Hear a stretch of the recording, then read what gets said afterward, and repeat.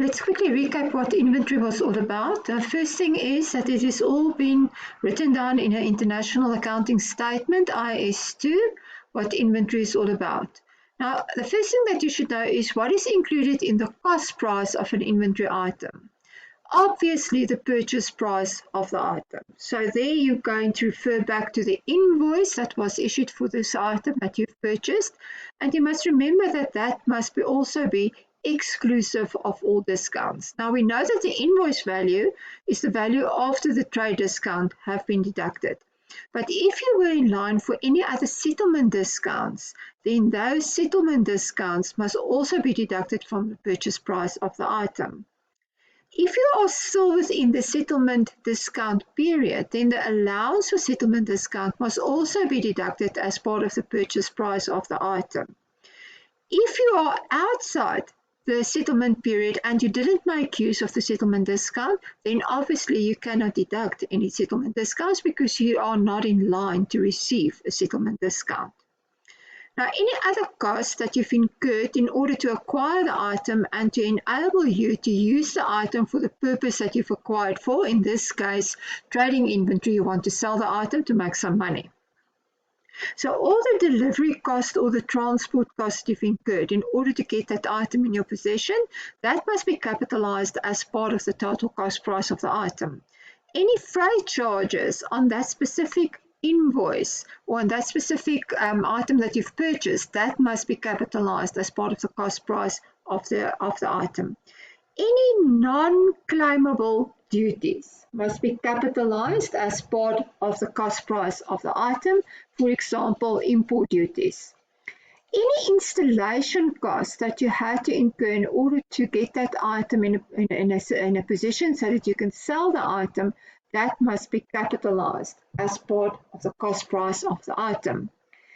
If the entity who's buying this item is a non-VAT vendor, but this guy is buying from a VAT vendor, then in that case, the VAT on the invoice is a non-claimable duty because I'm not registered for VAT, so I cannot claim VAT input. In a case like that, the VAT must be capitalized as part of the cost price of an item. But if I am a VAT vendor, it means I'm going to claim the VAT on the VAT invoice back from the receiver.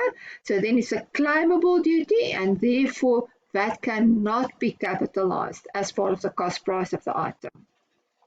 What items are excluded specifically by S2?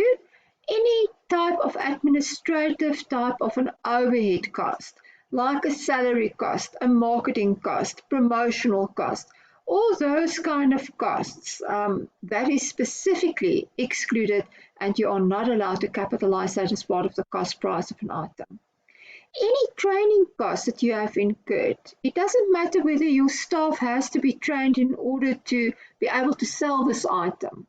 That training cost, you are not allowed to capitalize it anywhere as part of the cost price of an item. And then any storage costs that you have incurred in this whole process, you are not allowed for our purposes to capitalize that as part of the cost price of the item. Now, the next important thing is how am I going to value my inventory at the end of the financial period? Now, in order to do that inventory valuation, the first thing is to distinguish between the periodic and the perpetual inventory system. Which one of the two is in use by the entity that you're working with? Because your calculations is different whether it's a periodic system and whether it's a perpetual inventory system. I refer you back to the slides where there are examples of how you work out closing inventory when it's a periodic system, and with exactly the same information, how do you work out closing inventory when it is a perpetual inventory system. Now, under each of those two, periodic and perpetual, make sure that you can calculate the value of the closing inventory on hand, and then going hand in hand with closing inventory is also what was the cost price of goods sold, i.e. the cost of sales. There are three valuation methods that you should be able to apply and distinguish between and be able to know exactly how each one of the three works. The one is a specific identification method. Please go back to your textbook and the slides to see exactly what that is all about. The first in, first out method and the weighted average method. Please make sure that you understand all three methods. Please make sure that you can apply all three methods, all of them. Good. Now, we say at the end of the financial year, a physical stock count must be performed by all entities. That is a condition of the Companies Act, and you have to do a stock count at year end. Now, based on the valuation method applied by the entity, there must be, when I count something, I know I have 5 items of A, I've got 6 items of B, I've got 10 items of C. But that is not the value of the inventory. That is the number of items on hand. So then I have to apply a value to those number of items on hand. And by doing so, I must go and have a look, what was the valuation method of the entity? Were they on a perpetual method? Were they on a periodic method? Did they apply first in, first out, weighted average, or specific identification? Because all three of them will present you a different answer in what the value of the inventory on hand is going to be. Now, after you have determined what is the cost price of inventory on hand, you've gone through the steps, you have identified what method must be applied, you actually calculate the value for closing inventory.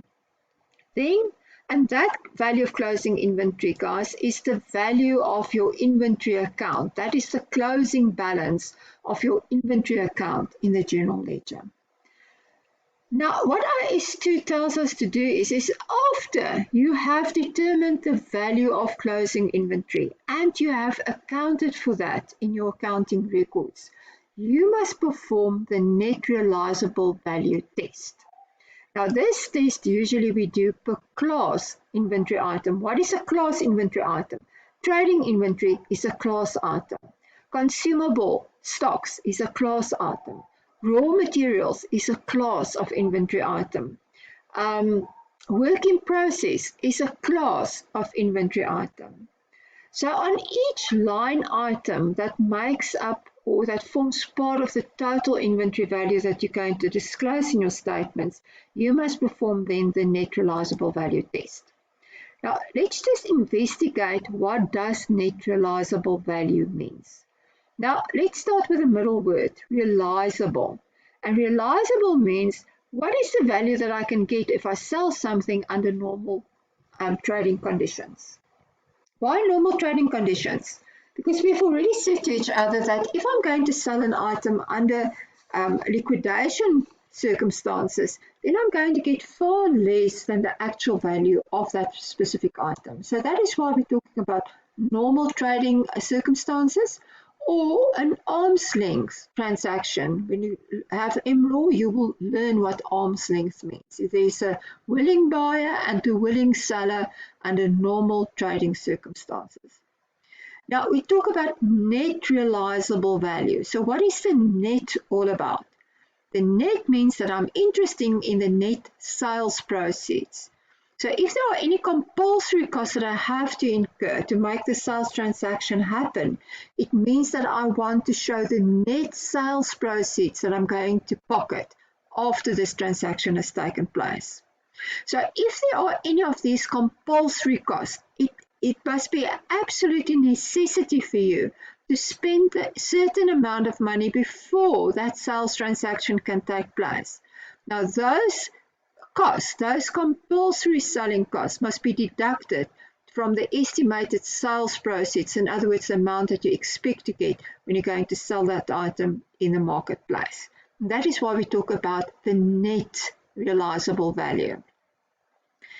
Now I've got two values. I've got the cost price of inventory as it's been reflected in my general ledger, and now on a piece of paper I've worked out the net realizable value. Now if the net realizable value of a class inventory item is less than the cost price, in other words the value of the GL of that specific inventory item, then I have to write down that value, that cost price that's reflected in my books to the net realizable value of that item. So we're going to debit the net realizable value adjustment, which is an expense account. And obviously, we want to reduce the value of inventory in our books. So we're going to credit the inventory account. Now, if this write-down is going to take place on trading inventory, then this net realizable value expense account will be closed off against cost of sales. But let's assume our stationery on hand, the net realizable value on that stationery is less than what the cost price of the stationery on hand is. Then stationery is consumable stock. Consumable stock is not trading inventory. I do not buy and sell stationery. So in that instance, I'm also going to reduce the value of stationery on hand. So stationery inventory is going to be credited still. And still I'm going to have a net realizable value adjustment account on stationery. Same thing as there. The only difference being at the end of the financial year, the net realizable value adjustment account on stationery will not be closed off against cost of sales. And that will only be shown as a normal operating expense. In other words, where do we show normal operating expenses? Below the gross profit line. So cost of sales is above the gross profit line. So if it's trading inventory, it will affect gross profit. If it is just stationery, for instance, it will not affect gross profit, but it will eventually affect net profit because it is below the gross profit line. Now, the value of inventory in the general ledger then, as well as in the statement of financial position, will be equal to my net realizable value of that item. So it will be after the NRV adjustment has been passed. Remember, your statements or your statement balance must always be equal to your trial balance. And your trial balance you have extracted from your general ledger accounts. So therefore, your inventory GL balance will be equal to the net realizable value. The next thing that you should know, and which is very important, is disclosure. How should I disclose inventory and not your own reflection of what you think you should disclose? You must be able to disclose exactly in the way that IS2 is prescribed to disclose inventory. Now, the first thing that you have to disclose is the accounting policy note. What do we disclose there? Well, the first thing that we will say is what kind of system do we use? Do we use the perpetual system or the periodic system?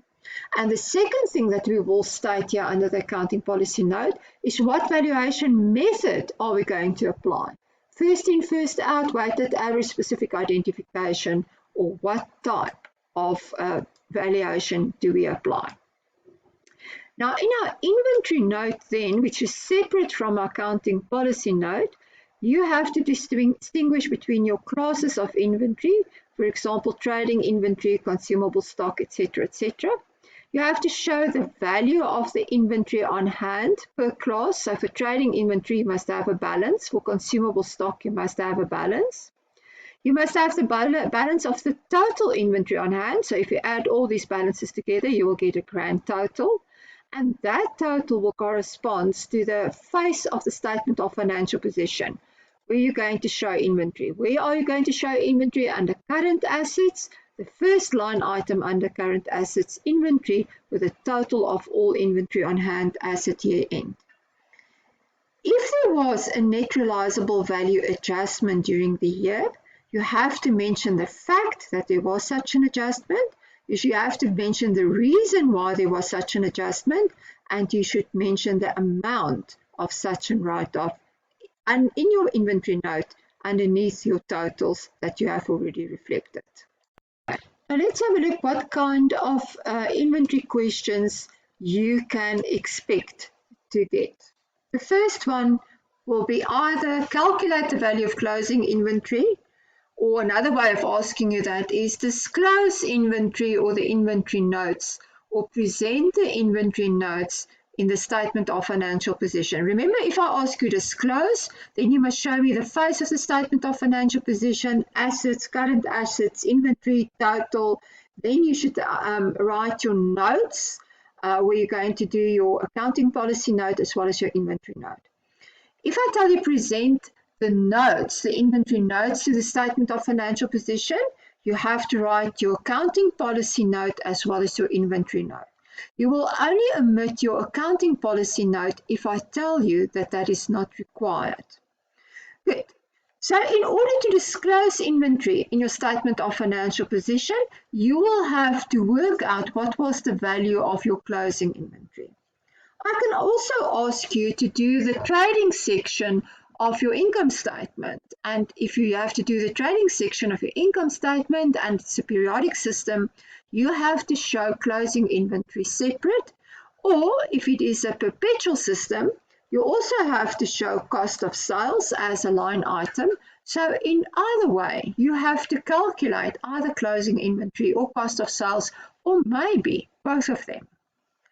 Now, usually when we ask you this closing inventory and cost of sales calculations, usually in the question there will be units. So I had 20 units of 1,000 Rand each, units. And there will be values attached to those units. 20 units of 1,000 Rand each. So therefore the total value will be 20,000 Rand. Now, when you want to do calculations like this, what should you do first? Number one, very important, determine whether it's a periodic system or a perpetual system, because your calculations are different. If it is a periodic system, you're going to add everything together. You're going to determine how many items were on hand at year end, and then you would have applied whatever valuation method was that you're going to apply. With a perpetual system, you know that you have to do all the transactions that happened during the period, but in date sequence order. Otherwise, you're not going to get the correct answer. Obviously, once you've determined whether it's periodic or perpetual, you have to determine what is the valuation method that you have to apply. Is it first in, first out, weighted average method, or the specific identification method? And then based on whatever method is, you're going to work out both the value of closing inventory and the value of cost of sales. So the last step is then, after you have all the information on hand that you need, do the calculation according to the inventory method that you have to apply. Also, if you have a question like this, where there are units and values, do your question in a table format. Another word for that is the stock sheet format. And in that format, you will have the details of your transactions, you will have the total value, and then you're going to work out your price per unit for the total batch. Remember now here, the total value of a purchase is not only going to be the purchase amount, i.e. the invoice of the purchase transaction, but also all the costs associated with that specific purchase transaction. So again, if there was delivery cost, that will form part of the total value. If there was freight charges, that will form part of the total value. If there was non-claimable duties, that will form part of the total value. We just tell you, just remember that discounts must be taken out of these total values, because what did we see when we did settlement discounts and trading discounts is that the inventory item, the value of that inventory item is shown after discounts has been taken off. Now, once for a specific transaction, you have accumulated all these costs. Put it in a little block, get the total of that little block after you've accumulated all these transactions. Then have a look of what was the number of units that you have purchased. I don't know what happened to the units here. The units disappeared. Units. What was the number of units that you have purchased? And then you work out for that whole batch, what was the total price per unit, because probably you need that for the rest of the question. The second type of question that I can ask you is to determine what is the value of an insurance claim. Now, in most of these type of questions, the first thing that you have to calculate is something that we call the normal gross profit percentage. And usually they give me the previous year's figures in order to calculate the normal gross profit percentage. Now, you had a number of exceptions there. You had one question where you had to use the average of the previous 3 years' gross profit percentages, and that was the normal gross profit percentage in the current year. So just read very carefully what your question states. If it is something which is not normal, then just apply the information in the question. But like I say, in about 80% of the cases, you will have to work out the normal gross profit percentage based on the previous figures that I had to give you. Now, watch out if there was any special sales during that specific period that you work with, because then you have to take out the value of the special sales if you want to work out the normal sales and the normal sales GP percentage on the normal sales. So normal sales or special sales would have been, it's a special sale because the gross profit percentage applicable on that special sales transaction was different from the normal GP percentage that you usually apply. Now, once you have calculated the normal gross profit percentage, then you can write down your profit formula for normal sales, because that profit formula you're going to apply in the next financial period. Now, in the period that you actually want to work with, that's usually the period in which this event took place that led to the fact that you want to lodge an insurance claim. You are going to apply that profit formula that you've worked out on the value of normal sales for that period. Now, all these calculations basically has one common goal in sight. And that common goal is to work out what the closing inventory was just before this event took place, why I want to lodge a claim with the insurer. Now, how am I going to work out this closing inventory? And guys, all these questions have exactly the same methodology attached to that. You use the trading section of the statement of profit and loss as your template. That's the picture of your puzzle.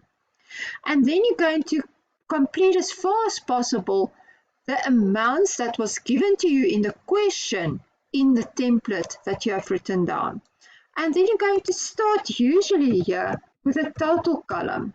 So if there was things like normal sales, then you will have a normal sales column. And if there was something like special sales, you will have a special sales column. But the first columns that you want to complete is the total column, because that is the trading section of the statement of profit or loss. Starting with sales, less cost of sales. Now, what is cost of sales? Cost of sales is opening inventory plus purchases plus purchase-related cost less closing inventory, and then that is total cost of sales. Sales less cost of sales equals gross profit. Now, as soon as you have completed all the given information and all the little blocks that you have, then you can determine where the balancing figures can be worked out. So for instance, if I gave you total sales and I gave you special sales for that specific year, then the balancing figure must be normal sales for the year. So by building the puzzle, it is easy to see where a balancing figure can lead to a next calculation. How can this now lead to a next calculation? Well, in the first part, we have said that you have determined your normal gross profit percentage. So if I have my normal gross profit percentage and I have my normal sales for the year, then I can work out my normal cost of sales. If I give you special sales and I give you the special sales profit formula, or I give you means by working it out, like for instance, the normal selling price was dropped by 20%, then you will know that your special sales, you can work out your special sales gross profit. Let's just do that one to make sure that you 100% understand what this dropping of selling prices means. Let's say, for instance, my normal selling price is 100 plus 50 equals 150. Now I tell you, normal selling prices were dropped by 10% in some kind of special sales that we have. Now, how do I do that now? I say, well, this is my normal profit formula. So normal selling price was 150. So 150 times 10% gives me 15. 150 times 10%. So what is my new selling price then? My new selling price is then going to be 150 less 50, 135. Remember, your cost price can never change. So my cost price will remain 100. The only thing that can change is my profit percentage, my markup. So 100 plus what equals 35? 100 plus 35.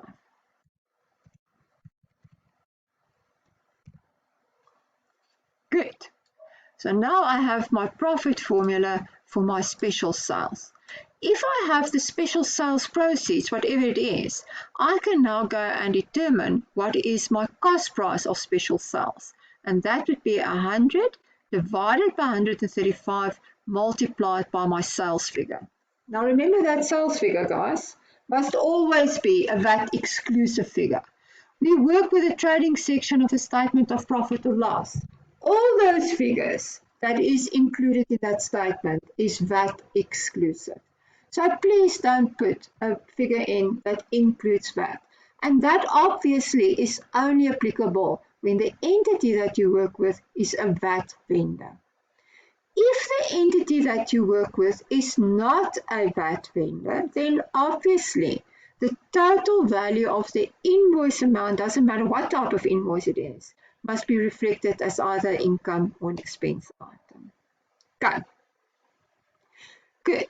Then we say apply the profit formulas for normal sales and special sales to calculate the cost of sales of each, of the normal and the special. And then if I add the cost of sales of each together, then I have total cost of sales. If I have total cost of sales, I can now complete my total column in my income statement. And that total column, what does it consist of? Opening inventory, and remember, opening inventory in this period is always the closing inventory of the previous financial period. Probably they gave me purchases, they gave me purchase-related costs. Closing inventory is the big unknown. So if I'm going to deduct closing inventory, it gives me cost of sales. But there I have total cost of sales. So that total cost of sales is also a figure that I do have. So the only unknown is going to be your closing inventory then, and you can work it out.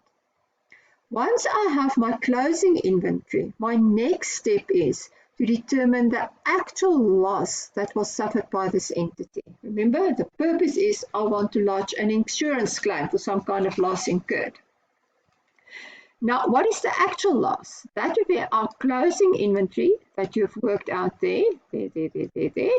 And then we have to subtract from that amount the cost price of the inventory that was not damaged in whatever event took place.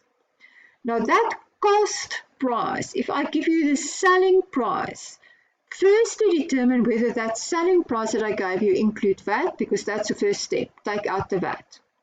And then I have the VAT exclusive selling price, and then you have to apply your normal profit formula on the selling price VAT exclusive in order to derive at the cost price of the inventory that was not damaged. So now I've got my actual loss. Now I can apply the averaging clause to work out the insurance claim. What is the averaging clause? It is the amount insured with the insurer divided by the total value of closing inventory, which I have calculated there, multiplied by the actual loss that we have suffered. If the entity who lodged the claim is a VAT vendor, then he must add 50% VAT to the amount that he has calculated. If this entity that I work with was able to sell some of this inventory that was damaged in the event, whatever the event was, then I have to reduce the value of my claim, i.e. the answer, after I've applied the averaging clause, with the sales proceeds. This is the only place where I work with the sales proceeds. With the sales proceeds exclusive of that I can get if I do sell some of the damaged inventory. So I will reduce the value of my claim with the selling price of the damaged inventory, VAT exclusive. And that will give me my actual claim, and then based on that amount, I will add the VAT. And then lastly, you must be able to pass your journal entries. There are 2 journal entries that you have to pass. The first thing is you have to write down your inventory to the actual value of your inventory. Now, how are you going to do that? Number 1, this cost price of inventory that was not damaged in the event, whatever the event was, that must form part of your closing inventory. And should I have been able to sell some of the damaged stock, then the damaged stock, that value that I can get for selling the damaged stock, will be equal to the net realizable value of the damaged stock. So if you have worked out the actual loss suffered, that is the value of the damaged stock.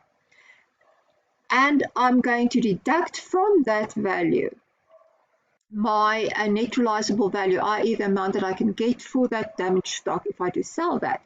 That amount I have to write off against inventory.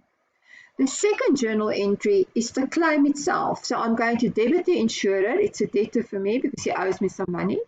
I'm going to credit VAT output if I can claim VAT on the claim. And then the net amount, i.e. the VAT exclusive amount of the claim, you're going to reduce your inventory loss with, because that amount you are going to recover from the insurer and it's not going to come out of your pocket. Good, and that is about everything that I can ask you about insurance.